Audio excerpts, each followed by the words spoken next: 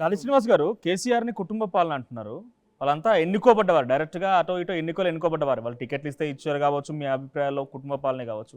కానీ రేవంత్ రెడ్డి సోదరుడు తిరుపతి రెడ్డి ఇక్కడ ఎందుకు మెన్షన్ చేస్తున్నారంటే ఆయనకు ప్రోటోకాల్ ఏంటి, ఎక్కడికి పోయిన సాగర సత్కారాలు ఏంటి, ప్రభుత్వ వేదికలపైన కూర్చోవడం ఏంటి, ఆయన ఎక్కడ కూడా నాకు తెలిసి ప్రజానాయకుడు కాదు కదా, ప్రజల చేత ఎన్నుకోబడ్డ వ్యక్తి కాదు.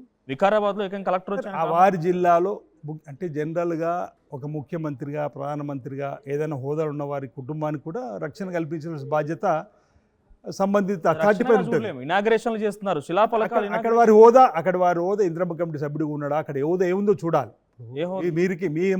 మీరేమో సోదరుడిగా భావిస్తున్నారు. అక్కడ ఉన్న పరిస్థితిని బట్టి, వారు అక్కడ ఉన్నటువంటి సందర్భాన్ని బట్టి ప్రయత్నం చేస్తున్నట్టుగా నేను భావిస్తున్నా. మోడీ సోదరుడికి మరి ఏం ప్రోటోకాల్ లేదండి దేశంలో. ప్రధానమంత్రి మోడీ 3వ ప్రధానిగా అయ్యారు, ఆయన సోదరుడికి ఏం ప్రోటోకాల్ లేదు. ఆయన మన దగ్గరికి ఎందుకు వచ్చిందండి? మన దగ్గరికి ఎందుకు వచ్చింది? మన ఎట్లా తెలుస్తుంది ప్రోటోకాల్ ఉన్నట్టు ఎట్లా తెలుస్తుంది మీకు నాకు? రేపు ఒకవేళ హైదరాబాద్ వచ్చినప్పుడు ఆయన చుట్టూ పోలీసు ఉంటుందిలే చూడండి.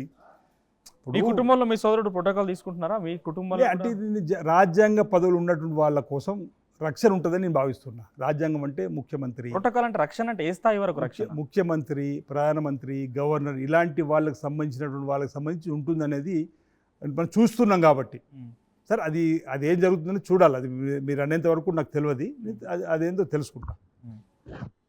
సార్ కాంగ్రెస్ బీఆర్ఎస్ చీకటి ఒప్పందం కుదుర్చుకున్నాయి, అందువల్ల కాళేశ్వరం ఏటీఎంలా వాడుకుందని ఆరోపణ చేసి అధికారంలోకి వచ్చినటువంటి కాంగ్రెస్ పార్టీ అదే మెగా కృష్ణారెడ్డికి కాంట్రాక్టులు కట్టబెట్టింది, అతనిపై ఎటువంటి చర్యలు తీసుకోలేదు.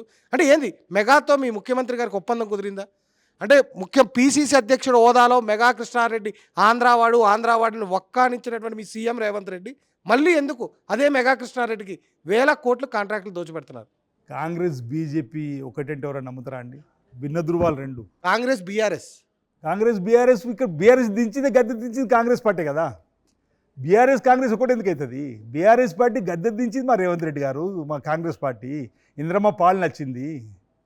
ఈరోజు వెసలుబాటు ఏమైనా ఉంటుందని కాంట్రాక్ట్లో నచ్చిండమో కానీ ఆయన ప్రోత్సహించేటువంటి ప్రత్యేకమైనటువంటి అభిమానం, ప్రేమ కాంగ్రెస్ పార్టీకి ఏం లేదు. కానీ మీ ప్రతిపక్ష పార్టీ నాయకుడిగా ఇప్పుడు రేవంత్ రెడ్డి పీసీసీ అధ్యక్షుడిగా మెగా కృష్ణారెడ్డిని మొత్తం అన్నిటికీ స్కామ్లకు ఆయనే కారణమని కాగ్ నివేదికను పట్టుకొని ప్రజల్లో ప్రచారానికి పోయారు కదా. మరి ఇప్పుడు అదే కాగ్ నివేదికను పట్టుకొని మెగా కృష్ణారెడ్డికి ఇంతవరకు అసలు కమిషన్ విచారించలేదు, ఎక్కడ కూడా మళ్ళీ ఆయనకు కొన్ని నోటీసులు ఇచ్చినట్టుగానో లేకపోతే ప్రభుత్వం చర్యలు తీసుకున్నట్టుగా లేదు. ఇప్పుడు మీరు కోరుకున్నట్టుగా ఈ రోజే నోటీస్ ఇవ్వాలంటే కాదు కదా, సందర్భం వచ్చినప్పుడు తప్పనిసరిగా ఆయనకు కూడా ఇస్తారు. ఇప్పుడు కాళేశ్వరంలో జరిగినటువంటి దానిపైన ప్రతి ఒక్కరికి ఇచ్చుకుంటూ వస్తున్నారు. ఎలాంటి ఆలస్యం కాలేదు, మెగాకి ఎందుకు ఆలస్యం? ఇది కూడా అవుతుంది, దానికి సంబంధించి అవుతుంది. మీరు చూస్తుండండి. ప్రసాద్ అడిగినట్టుగా ఒప్పందం కుదిరిందా మెగా కృష్ణారెడ్డికి? ఒప్పందం ఎందుకు ఉంటుంది?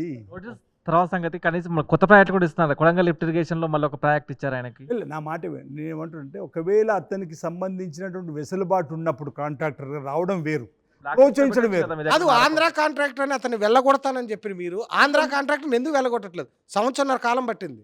అదే ఇప్పుడే మీరు ప్రశ్న వేస్తారు కదా, దానికి సంబంధించి తప్పు ఉంటే మీరు అన్నట్టు మీరు వెళ్ళగొట్టమంటే అంటే అక్కడ సందర్భాన్ని బట్టి నేనేమంటున్నాను, ఇక్కడ మనము 2 రకాలు చూడాలి ప్రశ్నలు. మేము ప్రతిపక్షాలు ఉన్నప్పుడు చేసినటువంటి ఆరోపణలు ఇప్పుడు అధికారానికి వచ్చిన తర్వాత ఏమేమి అమలు చేస్తున్నాం అనేది, అందులో ఆయన ఎక్కడ వెనకేసుకొచ్చినట్టుగా మీకు అనిపించిందో చూడాలి. మళ్ళీ 60,000 కోట్ల ప్రాజెక్ట్ కొత్తది ఇచ్చారు. అవును, మేము ఎందుకు ఇస్తాము? అతను ఒకవేళ అతను ఎలిజిబుల్, మనం ఓపెన్ టెండర్లో బిడ్ వేసినప్పుడు ఇటు వచ్చిందేమో చూడాలి అంటున్నాయి. అదే సుంకిశాల కుప్పగూలిపోయినప్పుడు బ్లాక్ లిస్ట్ లో పెట్టాలని చెప్పి ఇదే ముఖ్యమంత్రి తప్పు చేసినప్పుడు పెట్టడమే. ఎవరైనా అధికారం ఉంది కదా, బ్లాక్ లిస్ట్ ఎందుకు పెట్టలేదు? ఎందుకు టెండర్లు వస్తున్నాయి? ఇంకా నేనేమంటున్నా భయ్ సార్, మీరు అర్థం టెక్నికల్ పాయింట్లో సాంకేతిక పరమైనటువంటి అంశాలలో సంబంధిత అథారిటీ నిర్ణయాలు తీసుకుంటాయి.